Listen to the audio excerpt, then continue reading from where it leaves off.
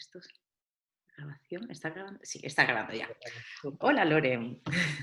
Hola, ¿qué tal? Bueno, qué bien. Estamos aquí para hablar de tu exposición en el Centro Párraga, que va a estar abierta hasta el 27 de diciembre de 2020 y que se llama Shadow Writing, que ha estado comisariada por Emanuele Guidi, que es un comisario italiano con el que ya has colaborado en otras ocasiones. Y bueno, el título es Shadow Writing, como decía, que son escrituras en la sombra, o escribir en la sombra, no sé cómo lo traduces. Y bueno, me estabas contando que era un proyecto que habías iniciado ya en el 2016 y por lo que yo he estado viendo, la pena es no poder verlo. O sea, estamos haciendo esta entrevista digital donde tú estás en la sala virtualmente, donde yo no he podido porque mi ordenador no puede actualizarse para estar en la sala. Me parece que son como pequeños detalles que también hablan mucho de cómo se puede hacer ahora y también de una narrativa que está presente en la exposición. Entonces, nada, quería que contaros aquí en este encuentro que estamos, cómo empezaste a trabajar y cómo llegas a esta reconfiguración de Shadow Writing, que está montado como, se explica en la exposición como en más o menos 10 capítulos, o sea que también hay como, la estructura está definida, pero siempre está en abierto. Y sé que lo has ido justo como montando de diferentes formas y es un proyecto que ha ido creciendo. Entonces, si nos puedes contar un poquito cómo ha sido esta historia desde el 2016 y de dónde viene y ya luego hablaremos de dónde va. Sí, pues, perdón, estoy aquí. Bueno, pues Shadow Writing es como un proyecto que empiezo hace unos años, sobre todo preguntándome entre la relación entre computación y fotografía. Y entonces me interesaba analizar las relaciones que hay en las genealogías de ambas tecnologías también con la industria textil a través de la tarjeta perforada, ¿no? O sea, como de repente un elemento que es central en la revolución industrial, que era como el textil, también da pie a estas dos tecnologías por cómo Charles Babbage y Henry Fox Talbot, Charles Babbage y Ada Lovelace y Henry Fox Talbot se inspiran en la tarjeta perforada para, en el primer caso, pensar la forma de escritura del código binario en las tarjetas perforadas, los unos y ceros, y en el segundo caso también esa misma lógica binaria se traduce en la idea de positivo y negativo, que es la forma en la que se consigue también que la imagen sea reproducible a través del negativo y el sistema de positivos, ¿no?, que crea Talbot. Claro, en ese sentido ahí me interesaba mucho como justo un ente como puede ser la producción textil, ¿no?, que es masivo y además tiene unas implicaciones como muy fuertes, pues, por ejemplo, con el tema del trabajo esclavo, con la regulación de los turnos laborales, con el feminismo, por un lado, pero luego como con formas de trabajo también que son subalternas, ¿no? De hecho, es como una práctica cultural y material que se extiende por todo el globo. Creo que sea una de las únicas que tantos sitios diferentes comparten, ¿no?, la producción textil. Entonces, bueno, me interesaba cómo analizar esta serie de tecnología, hacer una genealogía, pues, trabajando con la idea de tiempo profundo de Selinsky, viendo cómo expandir la idea más allá del 19, y al principio del capítulo, ¿no?, del proyecto, del primer capítulo, pues aparecía esta cuestión de cada vez que estaba investigando sobre una tecnología, pues siempre, por casualidad, siempre los inicios de todas las tecnologías estaban en Europa, ¿no? Por ejemplo, pues con la computación siempre era Babbage, Leibniz, Ramón Llull, ¿no? Y bueno, entonces ahí me empecé a preguntar también, pues, como un poco de centrar esa historia de tecnología, ¿no?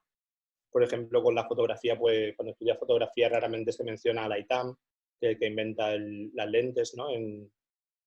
Pertenecía a la Casa de Sabiduría de Bagdad en el siglo XII, o luego también, pues, como la idea de algoritmo viene de Al-Khwarizmi, que también estaba en esa Casa de la Sabiduría, o luego, por ejemplo, como hay una serie de mecanismos de escritura que son los quipus o los textiles que se pueden analizar desde la lógica del código binario. Entonces, bueno, lo que un poco me interesa es como descentrar en términos de geografía, pero también de tiempo, las posibles narraciones de la tecnología computacional, fotográfica y textil, también para relacionarlo con formas de distribución que sean diferentes a las del capitalismo. Sí, es muy interesante porque estás nombrando a varias cosas de figuras de la historia que se han quedado como en un margen o en una sombra, que tiene que ver mucho con ese título, como es Ada Lovelace. Yo de Ada Lovelace me quedé totalmente prendada cuando leí el libro de Sadie Plant, de Ceros y Unos. Claro. Toda esta idea de que al final las anotaciones de pie de margen que hace Ada Lovelace sobre las estructuras y el sistema circular que consigue crear a través de estas notas de pie sobre la información es el que da género también a la idea de computación moderna y que sin embargo siempre había estado borrada. Y luego la idea de la fotografía también me he encontrado, te comentaba que estaba trabajando con un proyecto con Carlos Grijalva y él me dijo que dentro del archivo fotográfico de la Universidad de Navarra estaba el primer libro de historia del arte apoyado en fotografía, que se hizo en España además y que usaba el talbotipio. Te voy a decir además perfectamente quién era, porque no quiero equivocarme, pero hubo en el 2016 una exposición en el Museo del Prado sobre este libro, porque esta primera historia del arte apoyada en fotografía se hace con algunas imágenes del Museo del Prado. El libro se llama Annals of the Artists of Spain y lo edita y lo organiza William Sterling Maxwell, que lo que hace es trabajar con el fotógrafo que era ayudante de Talbot, Hammond, para poder realizar. ¿Qué pasa? Que las copias tenían varios problemas. Una era que en el museo estaban a la sombra o en la oscuridad, igual que en las iglesias, y realizar una historia del arte de España que no existía hasta aquel momento tenía que ser hecha al sol. Había que trasladar las piezas al sol, que pasa que muchísimas veces no se conseguía, con lo cual lo que hacen es crear otros documentos, que es crear documentos a través de copias o a través de grabados, y lo que fotografían son copias y grabados muchas veces. Increíble.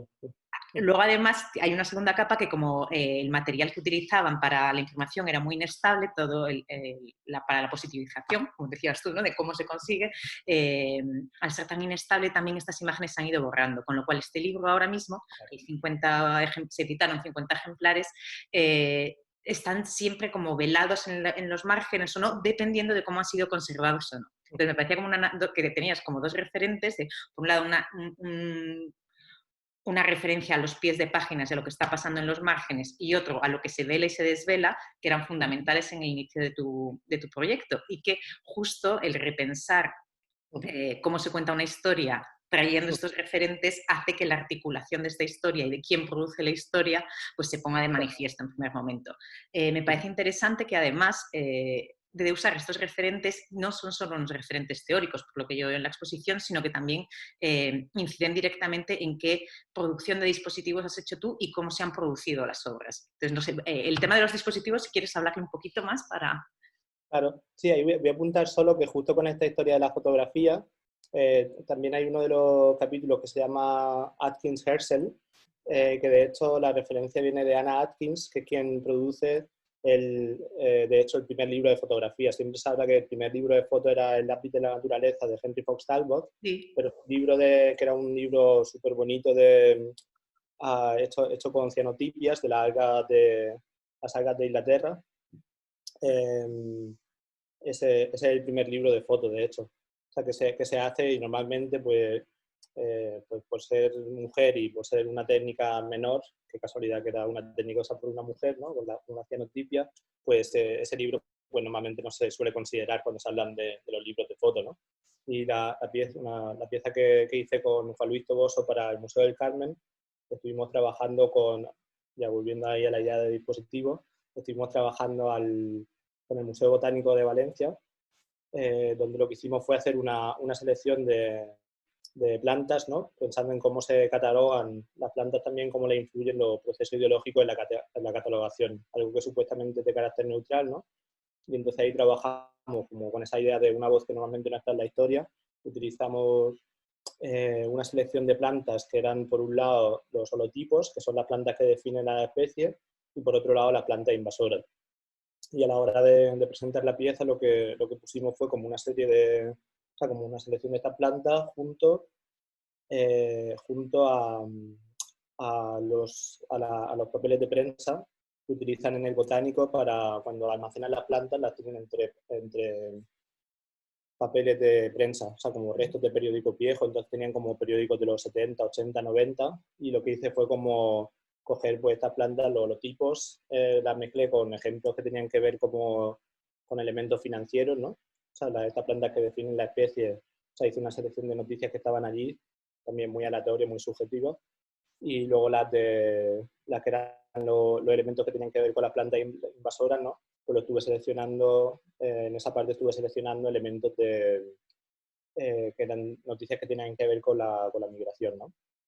Qué bueno. Porque ahí justo Es se interesante, genera... ¿no? Perdona, no te he cortado. Sí. No, sí, No, dime, que dime. es interesante ver esta idea también que hablas de la planta invasora, o sea, de que quién realmente, quién define que es un invasor o que no, o quién es el que tiene la voz del discurso o no, que creo que está presente en todo el proyecto, pensando también en quiénes están hablando, desde dónde se enuncia cada uno de los capítulos de la exposición o de este Claro, proyecto. en ese sentido me interesaba mucho cómo esta planta que se denomina invasora, en la mayoría de los casos, me contaban ahí, primero son plantas que se traen para explotación económica, ¿no? Por ejemplo, los cactus que tenemos en Murcia son muy presentes, o toda la costa mediterránea están estos cactus. Estos vienen de México cuando México alcanza la independencia, y entonces como se utilizaban para alimentar la cochinilla, que era lo que producía el pigmento rojo, ¿no? Pues justo ahí, una vez que eso se generan los pigmentos artificialmente, pues ese árbol se considera especie invasora, ¿no? Esa planta, los cactus, o la planta del tabaco también, pues también cuando el consumo de tabaco decrece, pues también son plantas que, bueno, pues se dejan de... O sea, todas las tabacaleras que había en muchas ciudades españolas, pues esas plantas se empiezan a considerar invasoras. Un poco pues pasa en el proceso de la migración, pues es semejante, ¿no? Las conversaciones que ahora hay, de hecho, pues unfortunately, como desafortunadamente, pues van en ese sentido. Claro, o sea, esto me interesa también pensar como en la idea de dispositivo, la forma que el conocimiento se presenta en museos de ciencia también, ¿no? Museos de conocimiento, pues siempre como generan una serie de dispositivos de producción de verdad, que, bueno, por ejemplo, Fontcuberta ha trabajado como de una forma increíble sobre ese tema, ¿no? Y él fue el profesor mío en el máster de foto. Y entonces me interesa mucho cómo él analiza esta producción de verdad a través del dispositivo y cómo esto se organiza como una serie de coreografías sociales para apoyar una serie de discursos que además también tenemos que pensarlo como que se complementan y continúan también las formas de organización del trabajo, ¿no? O sea, como hay la forma de construcción de lo social normalmente se apoya mucho hacia una serie de protocolos, patrones, hábitos, etcétera, etcétera, ¿no? Claro, yo estaba pensando un poco y ahí, y yo creo que por eso siempre tenemos tanto de qué hablar de toda la concepción de qué es el trabajo, cómo se trabaja y cuál es la percepción social de un trabajo que se tiene y qué consideraciones da. Entonces, como sabes, yo investigo sobre el artista como trabajador y sobre todo me interesa la percepción social que hay para que las condiciones laborales que tiene el artista sean las que son, de precariedad, etcétera, pero que también al mismo tiempo es una figura como fluida y que puede adaptarse a cualquier... Entonces, la parte como de emprendedor que hay y como realmente a qué responde y qué no responde. Y es interesante, ¿no?, mover todas estas analogías que hay entre lo que es una producción... o lo que es la producción de la naturaleza, lo que es la producción del trabajo y del trabajo desde esferas que están ocultas, y cómo todo se va relacionando también en nuestra organización del mundo, ¿no? Y en nuestra organización de la historia. En ese sentido, el tema del... Por eso me gusta el tema del dispositivo como un elemento articulador de verdades y ligándolo otra vez con la idea del invasor, que en qué momento, o sea, esta idea que es muy vanida y que fue la primera que usé cuando hice una exposición de la historia la escriben los vencedores, es eso, que realmente quién está definiendo los discursos. Y creo que el trabajo que haces de esta mezcla de referencias que no son obvias, pero que sí que están interrelacionadas, como es tanto Ada Lovelace, Talbot, pero que luego también lo sumas a otros saberes, como son los saberes, otros saberes que muchas veces tú hablas de saberes de de un sur mental, porque no es el nuestro, por un lado, pero al mismo tiempo sí que recoge otra historia, como puede ser la historia árabe, que sí que es nuestra, aunque ha estado siempre negada, o la historia de los quipus y todo lo que Kuczynski también está hablando de lo que son los saberes de la zona andina, y cómo se van interrelacionando y van creando como una especie de ecos y resonancias que se van contestando. Entonces, yo, por las piezas que he visto, al no haber estado ahí, sí que veo como la parte visual, también estas capas que vas haciendo, ¿no?, entre el tejido, pero también el vídeo y la imagen en movimiento, que me parece muy interesante, que de repente no es algo estático, sino que está como siempre en continuo, pero sé que me habías contado que si hubiera podido ir a Párraga, hubiera visto toda la parte que es auditiva del proyecto y cómo se articula. Cuéntanos un poquito, porque justo creo que es la parte que, sin poder ir, más difícil nos va a resultar captarla. Claro, sí, a mí me interesa mucho la capacidad arquitectónica del sonido, ¿no? O sea, porque, o sea, como que cuestiona también el orden lógico de lo visual, ¿no? O sea, el orden lógico de lo visual nos propone como o sea, en la educación que tenemos, ¿no? Pues nos propone una perspectiva siempre, como yo diría, muy individualista, en el sentido de que, o sea, pues muy famoso el análisis este del cuadro de Durero, ¿no? Donde está haciendo el dibujo de una mujer, ¿no? Y entonces justo sobre una clase de perspectiva, y entonces como que te define la posición del sujeto que está en una posición enunciativa, ¿no? Que dibuja. Entonces el Renacimiento lo que hace es producir una serie de dispositivos que facilitan la acumulación del capital en el sentido de que es como el sujeto que posee una zona visual, digamos, ¿no? Con el sonido, sin embargo, el tipo de espacio que se genera, o sea, es como un espacio que, o sea, no sé, lo llamaría ecosónico, por decirlo de alguna manera, pero, o sea, acabo de inventar esta palabra, creo. Pero bueno, es un espacio en el que la arquitectura es como más esférica, digamos, ¿no? O sea, la percepción del sonido siempre como más completa con el espacio. Entonces, en la exposición lo que he ido jugando, hay una pieza de audio que está en la terraza. La exposición cuando llegas, de hecho, hay como 3 caminos posibles, o sea, no hay una dirección que sea como la más importante, hay como 3 formas de paseo. Entonces luego, si te vas a la sala, hay como 2 opciones que puedes elegir dónde empezar la exposición, y luego pues si te vas a la terraza, que es hacia la derecha, pues hay otra opción más. En la terraza hay una pieza de audio donde estoy hablando, está en una escalera, y entonces habla de la fachada que está justo enfrente. Y luego también la pieza de audio es como un texto, tiene 3 partes. Una parte que es una lectura de una cita que encontré, que eran los procesos de expropiación de la comunidad de musulmanas que estaban en Murcia en el siglo XII, o sea, cómo iban explotando, o sea, expropiando las tierras. Luego hay otro texto que relaciona la arquitectura del cuartel de artillería, donde Parga está, por un lado, con el estilo nacionalista que se hace entre el siglo XIX y principios del XX, que era este estilo, que se me acaba de olvidar, está muy mal, se me acaba de olvidar la palabra. Pero tiene como que ver con el Neomudéjar. neomudéjar, ¿no? Un poco esta idea de... Exacto, el estilo neomudéjar, que es un estilo nacionalista, pero que al mismo tiempo, claro, se basa en un estilo que es árabe, ¿no? O sea, como es musulmán, entonces como bastante contradictorio. Aunque un visitante de la exposición, cuando abrimos la expo, me comentó una cosa que es bien interesante. Dice, claro, es que en ese momento justo España estaba luchando por los últimos restos del imperio, que era, claro, entonces Marruecos, ¿no? El Sáhara y todo esto estaba ahí como muy presente.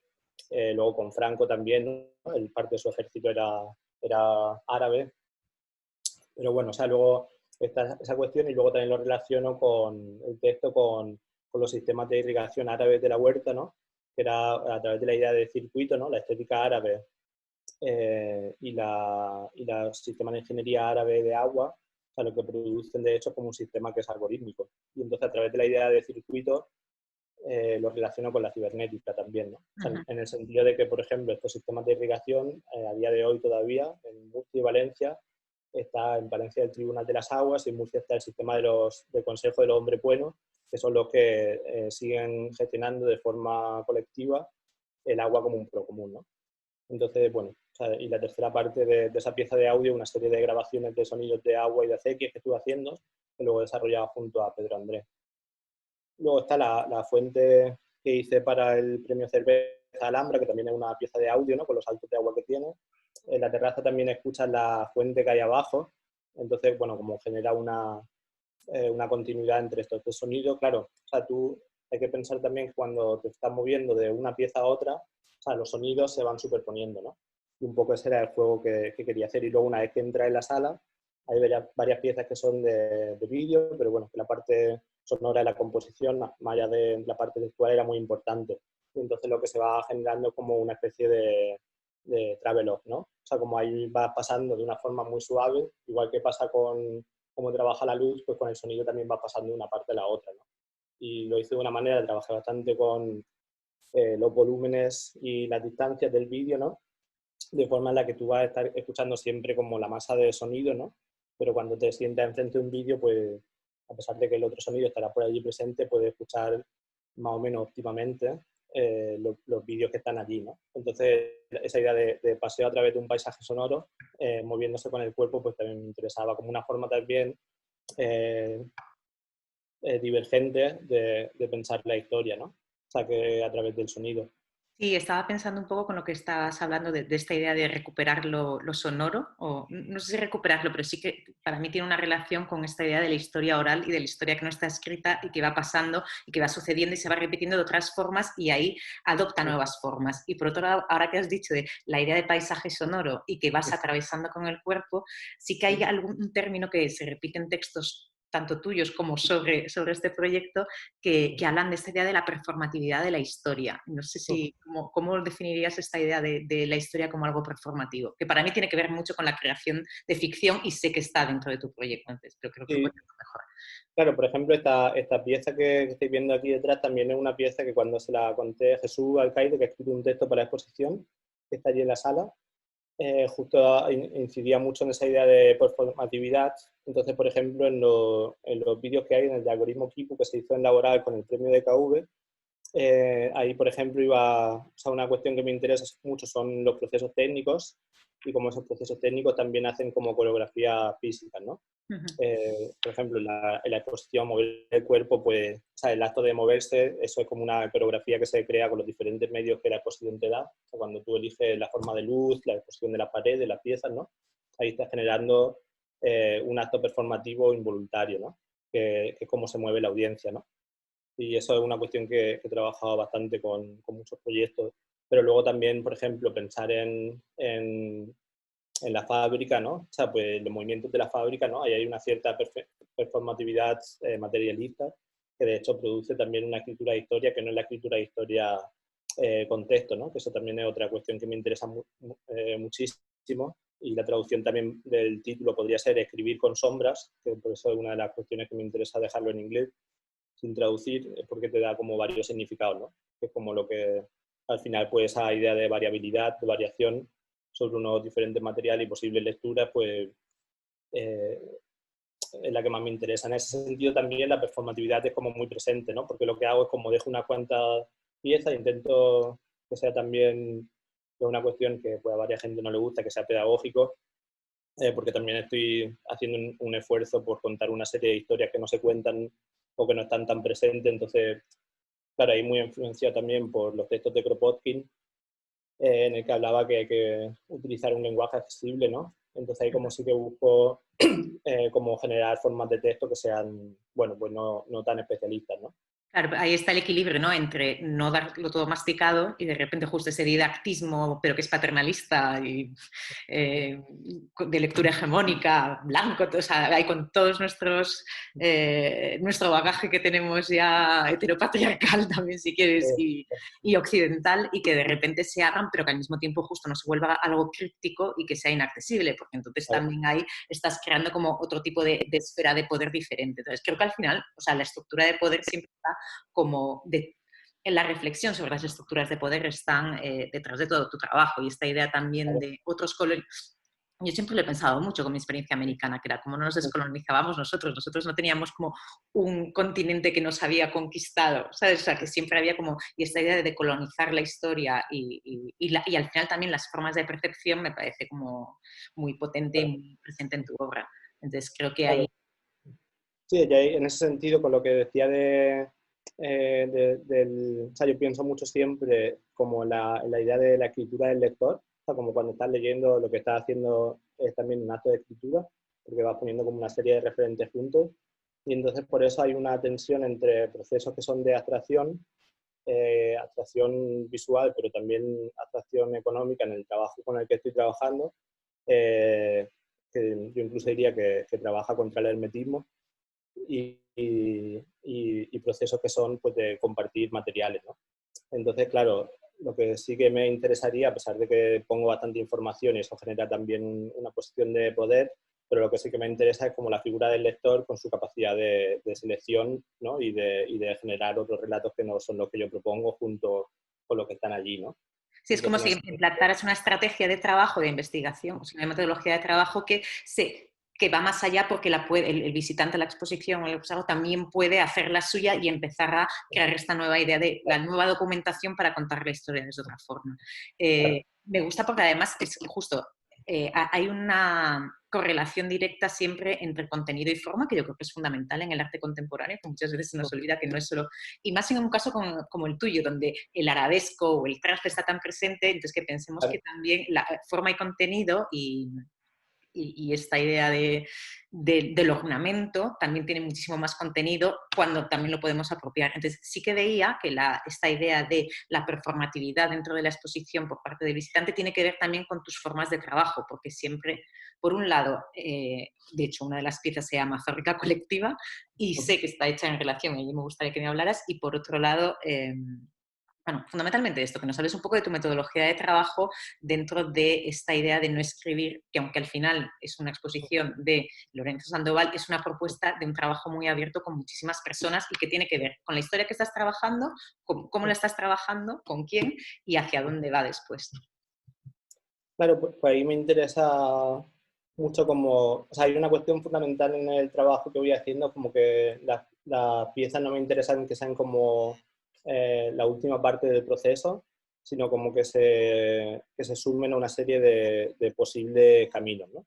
En el sentido de que las piezas son metáforas, no solo en el sentido poético, pero sobre todo como la traducción literal del griego, que es como sistemas de transporte. Entonces, claro, me interesa generar una serie de piezas que luego sirvan pues, para hacer otras cosas, ¿no? Pues generar un encuentro siempre que pueda. O sea, en este caso, por ejemplo, no ha habido encuentro en el espacio, pues por la condición que hay, no es como el mejor tiempo de tener una exposición, ¿no? Con el COVID y todo esto. Pues, por ejemplo, una cosa que me hubiese gustado organizar en algún momento, pues algún programa, ¿no? O cosas así. Pero bueno, o sea, sobre todo me interesa como generar una serie de marcos de trabajo donde luego pues, puedes generar otras cosas. A veces son talleres, ¿no? Como en el caso de Fábrica Colectiva. De hecho, eso fue un encargo del IBAM con Sandra Moros, y la primera parte, como me formularon la invitación, era como para hacer un taller con los alumnos de la Universidad de Producción Textil, de Ingeniería Textil en Alcoy. Y bueno, a partir de ir pensando ese taller, cuando estaba empezando la investigación, una de las primeras cosas que encontramos fue pues, el proceso de colectivización de la fábrica durante la Guerra Civil. Y a partir de ahí, pues bueno, ya estuve como investigando mucho sobre la presencia del anarquismo en España, ¿no? Que ha sido algo que siempre me ha interesado mucho, pero no me había metido a fondo a investigar. Y claro, ahí encontré también la escala de la producción anarquista, ¿no? La escala y la solidez, ¿no? Porque de hecho fue un proceso hubo ahí como en casi toda la península, hubo innumerables colectivizaciones de fábricas, de tierras, o sea, como de muchos procesos, ¿no? Y entonces, bueno, una de las cuestiones fundamentales que tenían era como los sistemas de organización de estas colectividades, ¿no? Que además son increíbles cuando miras los diagramas de organización del trabajo de las colectividades. Es increíble porque también son como organizaciones algorítmicas, ¿no? O sea, es como muy fácil pensar en los diagramas que hace Weiner o que hace Josh Bateson y cosas así, ¿no? Hay una serie de o sea, como comparaciones que se pueden hacer formales, ¿no? O sea, como continuidades de forma. Y entonces, bueno, en el caso de Fábrica Colectiva, hicimos varias cosas. Estuve también trabajando mucho con el archivo municipal y luego también quería trabajar con la colección del IBAM. Entonces producimos 3 piezas. Una que se llama Colección sobre Colección, que era una colección de piezas del IBAM más o menos de la época de la vanguardia histórica y sobre todo de fotomontaje y fotografía, que instalamos sobre una conera. De hecho, igual... ¿Qué es una conera? Sí, lo que quizá voy a hacer, voy a compartir la imagen. Sí, pero yo, fíjate que creo que estaba pensando ahora mismo, tendremos que haber hecho un podcast de audio y luego con las imágenes, ahora veremos los montajes porque realmente yo... y bueno, y hay algo, explícanoslo porque luego quiero seguir reflexionando sobre cómo podemos ver las cosas y acceder a las cosas ahora mismo cuando las posibilidades de encuentro son tan limitadas. Claro, o bueno, luego podemos poner un post, Sí. en el post podemos poner la imagen. Una conera es como esa no está en la exposición de Murcia, pero una conera es como una estructura metálica que hay de madera donde salían los hilos Vale. para producir los textiles, ¿no? Entonces casi como una pared con una parte así de madera súper bonita y ahí instalamos varias piezas del IBAM. Esa De pieza la era colección de interesante, archivos del IBAN, o sea, era parte de... de la colección de piezas del IBAM. Había cosas de Lisinski, hay cosas de... O sea, que no es solo de documentación, sino que hay obra también. Que es sí, interesante también la obra como documento o el claro. documento como obra, ¿no? Que también siempre Claro. estás como releyendo, es otro equilibrio, ¿no? Que siempre está inestable. Parece como que siempre hubiera inestabilidad en todas tus piezas, ¿no? A nivel... Hombre, al final es como la diferencia entre documento y obra es como una cuestión de valor de mercado.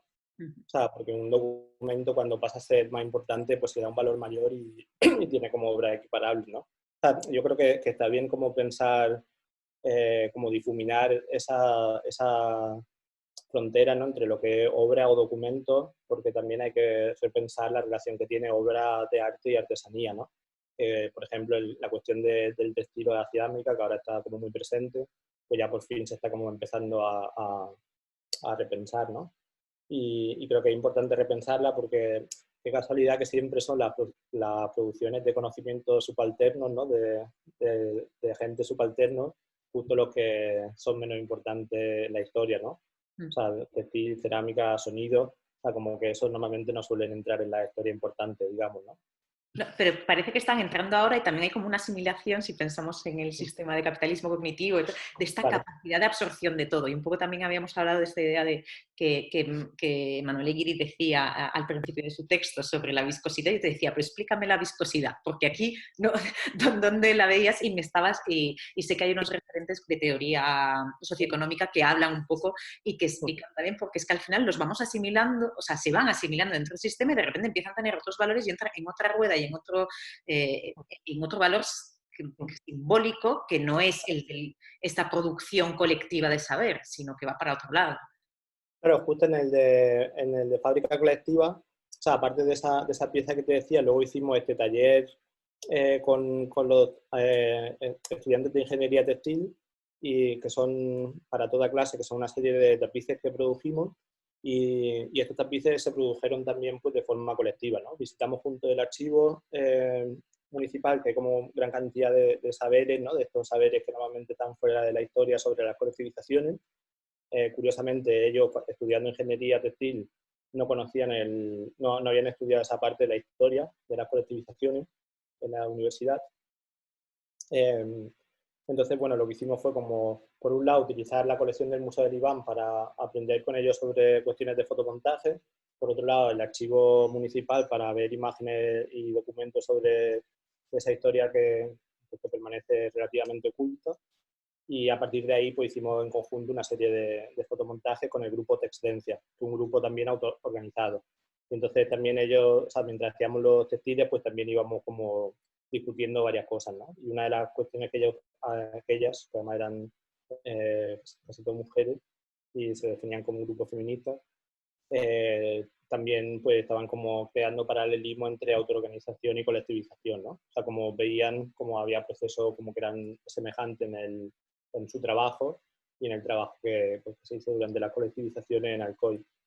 Claro, en ese sentido también, pues, bueno, luego aparte hicimos una película que recoge como los fotomontajes, este proceso y una serie o sea, también visita al IBAM, aparece Salomé Moltó, que es como una socióloga miembro de la CNT que me estuvo ayudando mucho con el proyecto y sobre la que aprendí un montón, que también hace como talleres de escritura, ¿no?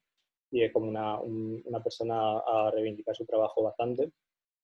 Eh, y bueno, entonces eso, como había una película y había como varios elementos pues, que hablan de esa idea posible de lo colectivo, ¿no? En una línea histórica pues, que se había dejado fuera. Claro, ahí hay que pensar también, volviendo al tema que traías de lo viscoso, ¿no?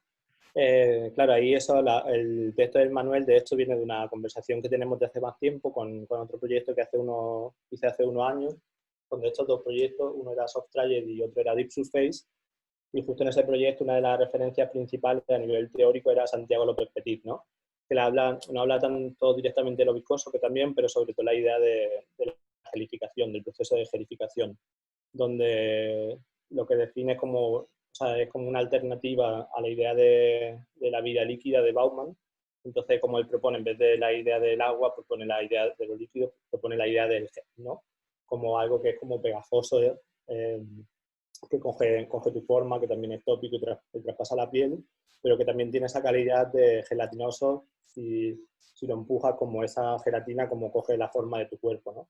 Es como una forma informe que no permite ser ni referente, pero tampoco enemigo, ¿no? O sea, entonces como utiliza esa figura como para hablar sobre el capitalismo, digamos, ¿no? Ujú.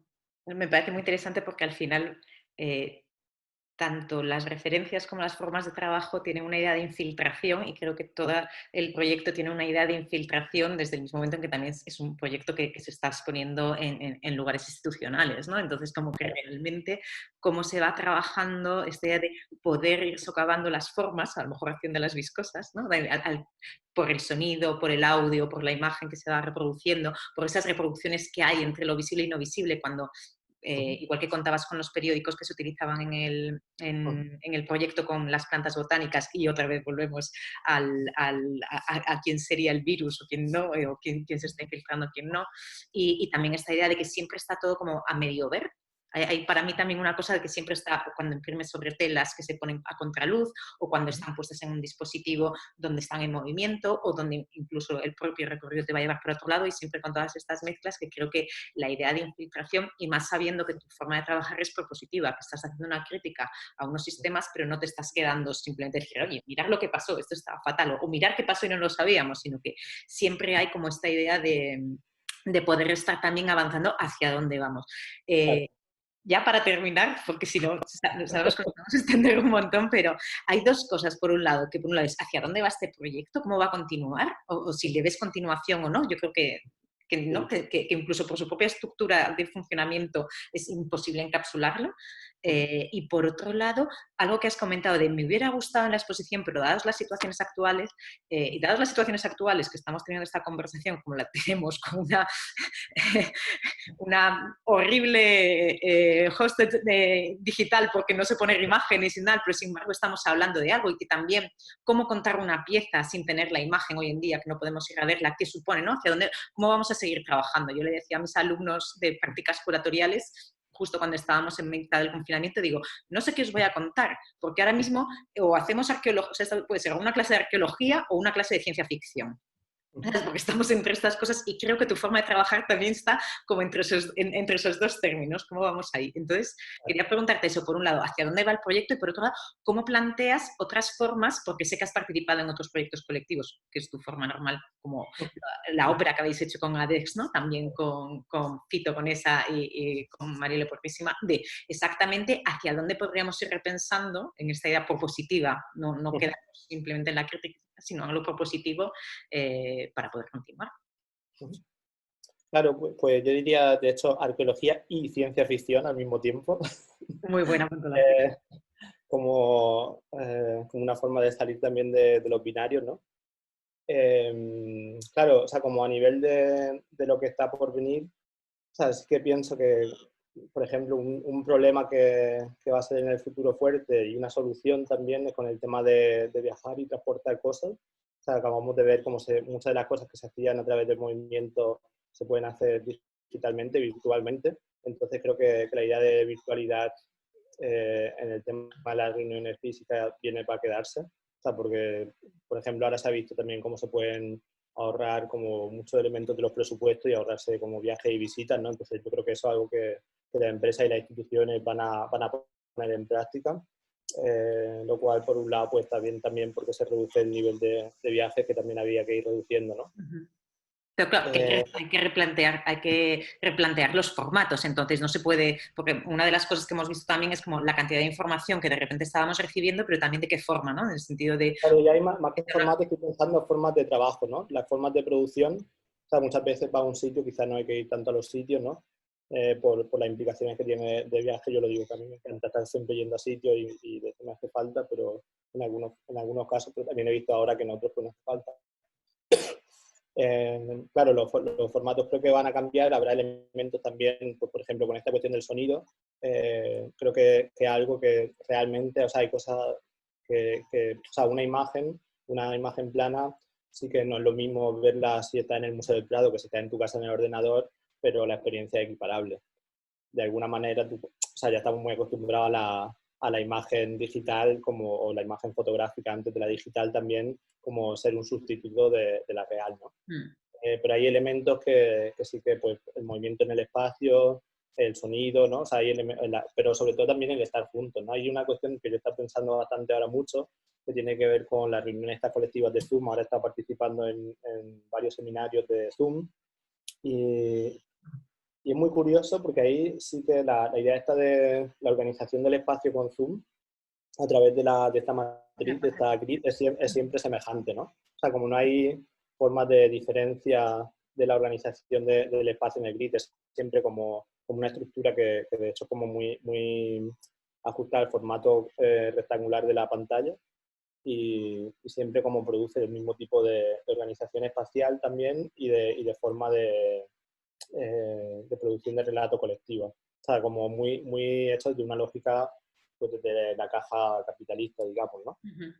Entonces yo creo que eso Y también desde la puede tener que ver. superficie, que yo creo que Claro, también la es importante. superficie, claro, la equiparación de cómo si cada uno de esos cuadros fuese equivalente cuando, por ejemplo, cuando hemos estado en situaciones donde hay una persona en Yakarta, otra en Brasil, otra en Berlín y otra en Rabat, pues cada uno de esos contextos son contextos muy diferentes, ¿no? Pero sin embargo, a través de la tecnología esta del grid, de Zoom, pues de repente hay una forma de equiparación que tiene sus consecuencias que están muy bien a la hora de pensar democráticamente, pero también tiene una forma de proceso de borrado de diferencias, ¿no? Que creo que también hay que pensar. O sea, Entonces, pues yo creo que hay gente que esté pensando en eso también, ¿no? sí, tendremos como que repensar el algoritmo con el que se está haciendo posible esto, que justo tiene una cosa fantástica, que es este tipo de, no nos podíamos reunir a lo mejor con estas personas, como que perdemos la reunión más íntima, pero por otro lado también la expandimos, pero al mismo Claro, tiempo estamos trabajando desde de un formato ya dado y predeterminado por una industria. Entonces, ¿cómo total, ahí total. tendríamos, ¿no?, el reto de la infiltración, de cómo cambiar el algoritmo para que estas reuniones también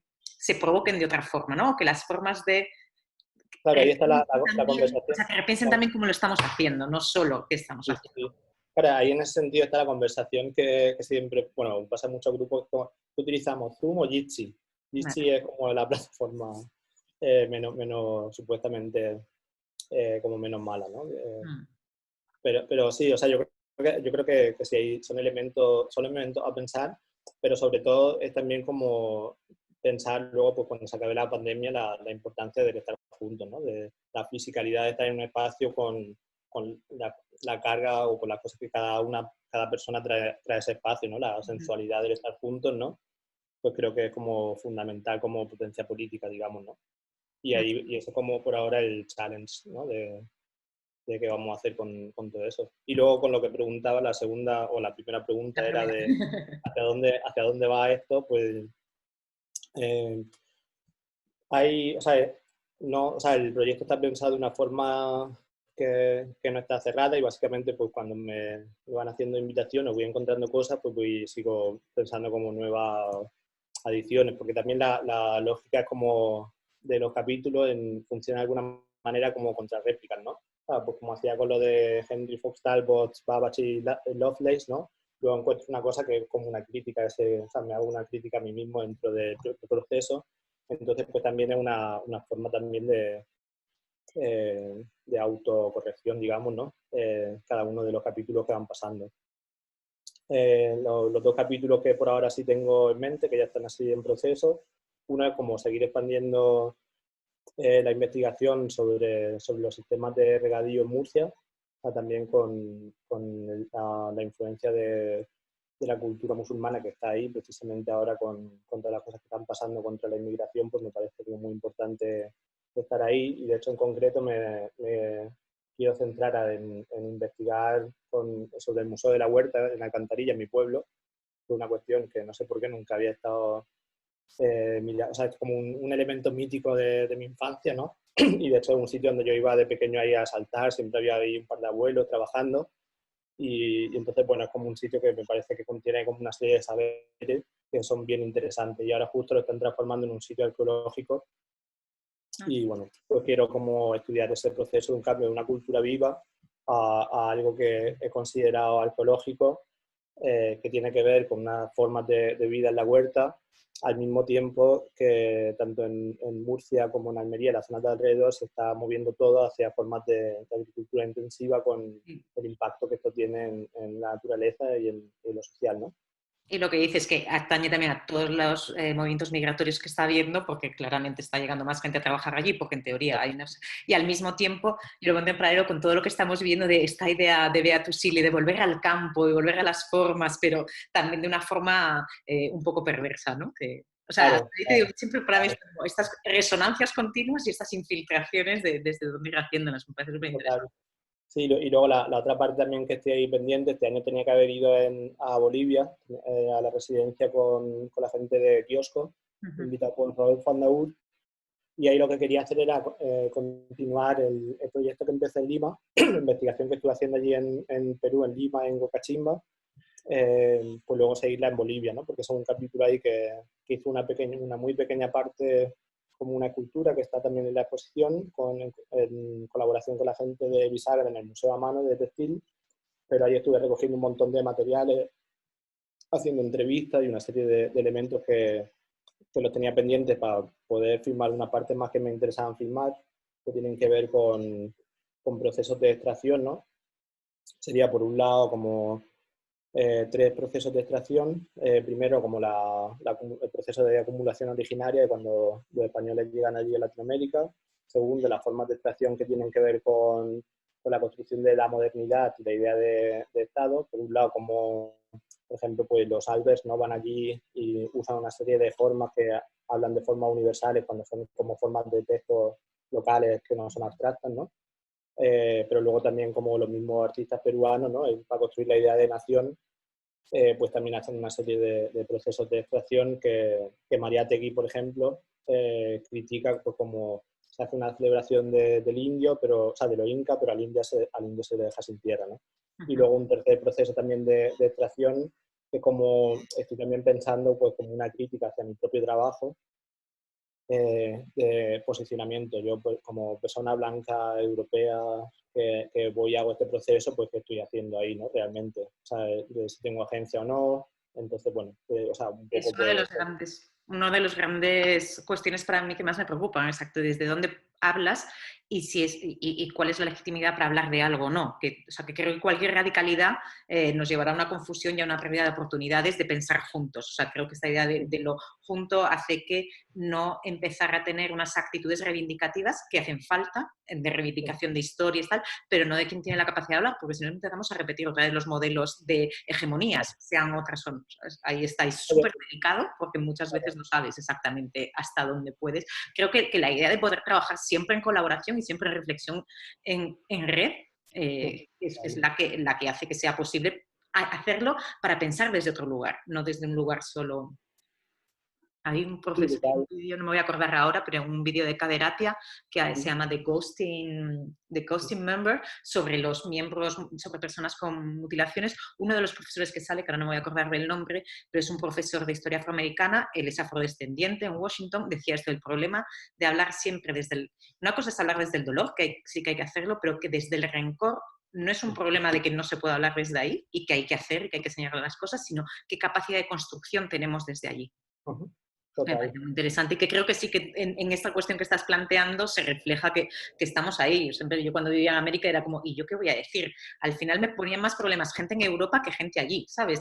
No, pues si estás aquí trabajando con nosotros, pues es que me ayudas a trabajar también. Y decía, yo me estoy descolonizando el pensamiento, el ojo y todo, pero es que también nosotros no dejamos de ser algo híbrido, que es muy difícil, o sea, llegar a una pureza es... O sea, ¿quién sería la persona o el ente, ya ni persona, ente puro que puede hablar de algo? Es súper difícil de determinar también, ¿no? Claro, total. Y es Hombre, muy yo, fascista también hablar desde claro, la libertad.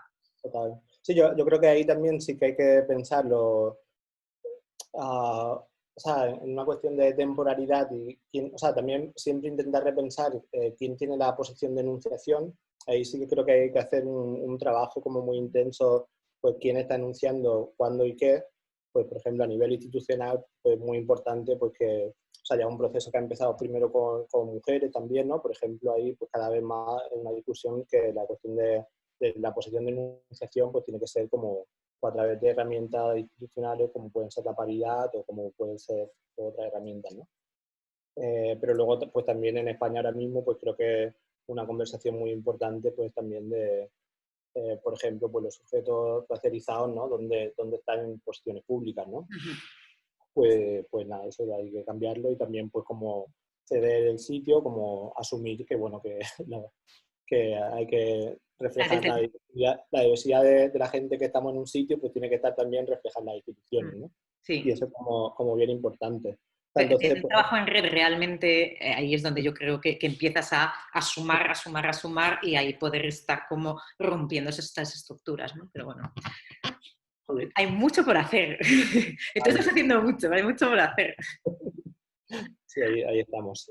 Pues nada, la pena es eso, como dices, como esta incapacidad de movimiento que tenemos ahora, a la que estamos tan acostumbrados, que no podemos visitar la expo, pero me alegro que esté la expo hasta finales de diciembre, que el que se acerque por ahí, que pase por ahí, ojalá pueda verla y performar con ella, actuar con ella y espero que pronto nos podamos ver y darnos un abrazo, oh, Dios, y poder seguir trabajando y pensando, ¿no? En esta idea de cómo vamos generando otras conversaciones y otras cosas que yo creo que justo esta idea que me parecía muy bonita que contabas de la exposición con las voces y lo oral dentro de la exposición y estas reverberaciones y ecos, cómo seguir produciéndolos desde nuestro encuentro en una cafetería hablando de amigos hasta otros, ¿no? Como a otras escalas que hagan que el pensamiento radical un poco, que esta idea de que todo siempre tenemos que estar repensando, sea algo activo, que sea una actitud activa, no simplemente porque estás en un proyecto, en una exposición o porque tal, que yo creo que es algo que, bueno,